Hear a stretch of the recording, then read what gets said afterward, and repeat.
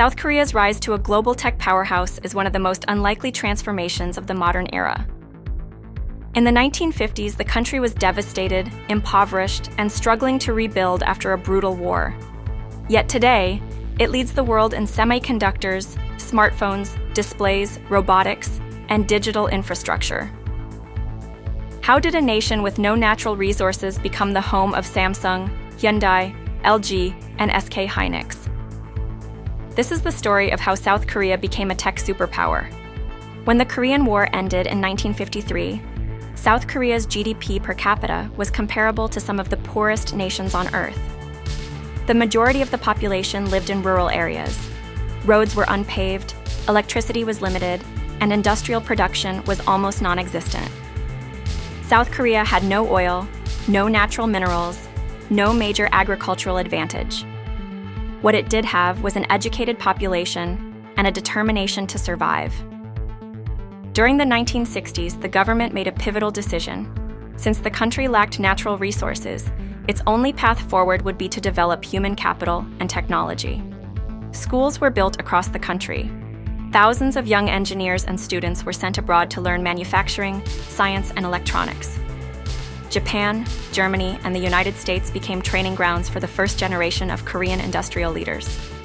This period also marked the birth of a unique partnership between the state and a few emerging companies.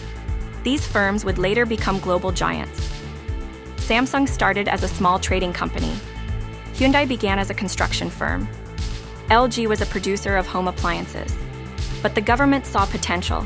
It provided loans, subsidies, and tax incentives to push these companies into industries far beyond their comfort zones. In the 1970s and 80s, South Korea began investing aggressively in steel, shipbuilding, automobiles, and consumer electronics.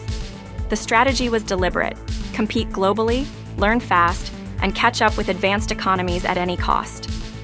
This was the era of the chaebols, large family-run conglomerates that would dominate the nation's economy. Their influence was enormous, and their success became central to the country's economic future. One of the boldest and riskiest decisions came in the 1980s, when Samsung was pushed to enter the semiconductor industry. At the time, Korea had little experience and almost no technological base in chip manufacturing.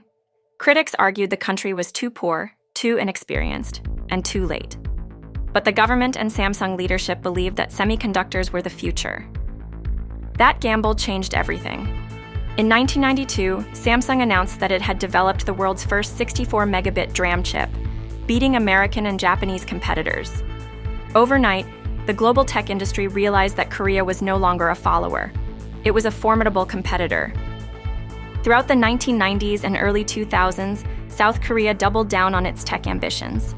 Even after the 1997 Asian financial crisis nearly collapsed the economy, the government refused to cut investment in technology. Instead, the crisis became an opportunity to modernize, restructure inefficient companies, and strengthen corporate governance. As other nations slowed down, Korea surged ahead. By the early 2000s, South Korea had built one of the most advanced digital infrastructures in the world.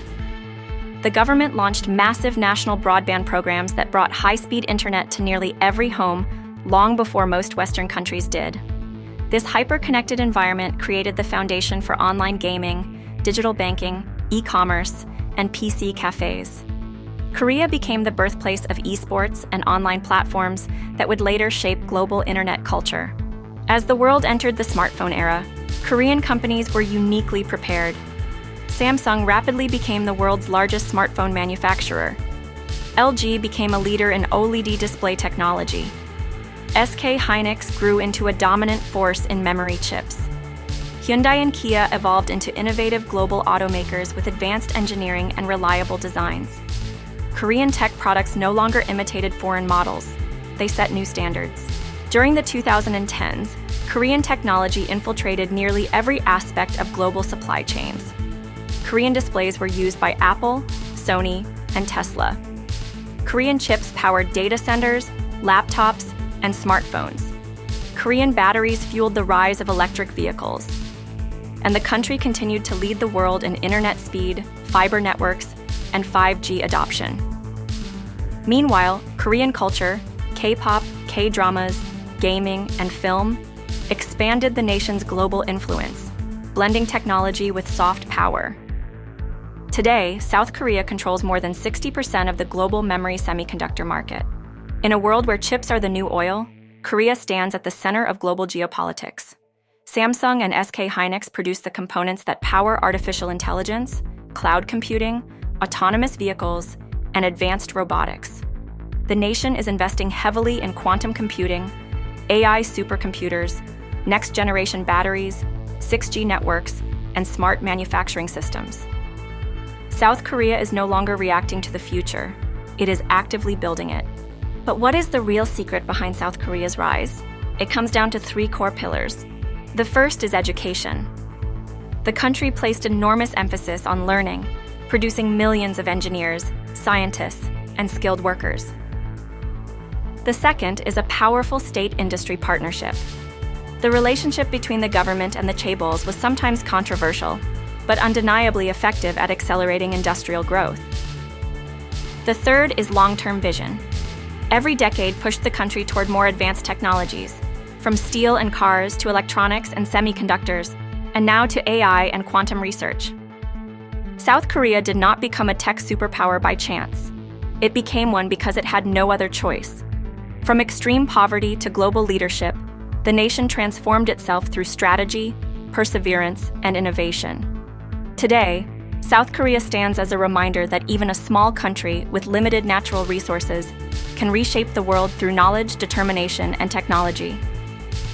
This is the story of how South Korea became a tech superpower.